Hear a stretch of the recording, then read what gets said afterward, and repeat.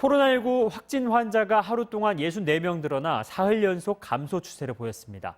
유럽과 미국 등 해외에서 유입되는 사례는 점차 늘어나고 있습니다. 곽동권 기자의 보도입니다.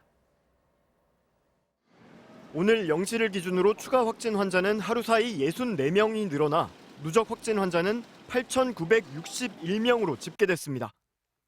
이는 대구 신천지교회 신도들의 집단 감염이 발생한 지난달 21일 이후 가장 적은 확진 환자 수입니다.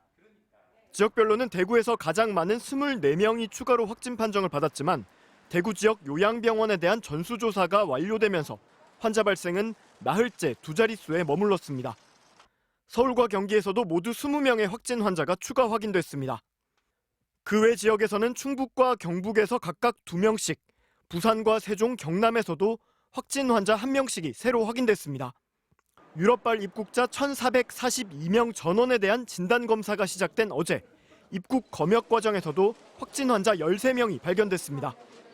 프랑스와 영국, 스페인 등 유럽에서 들어온 내외국인 6명이 확진 판정을 받았고, 입국자 전수검사가 아직 적용되지 않은 미국과 콜롬비아 등 미주에서 들어온 확진 환자가 유럽보다 1명 더 많은 7명이 발견됐습니다.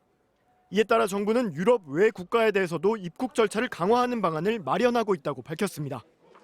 정부는 보름간의 강화된 사회적 거리 두기를 권고한 첫날인 어제, 전국 교회에 대해 현장 점검을 진행해 전국 교회 4만 5천여 곳 가운데 1만 7천여 곳이 예배를 강행한 것으로 확인했다고 밝혔습니다.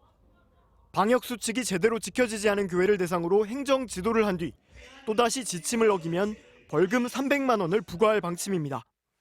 정부는 종교시설 점검에 이어 오늘부터는 전국의 유흥업소와 실내체육시설에 대해서도 방역 수칙 준수 여부를 현장 점검합니다.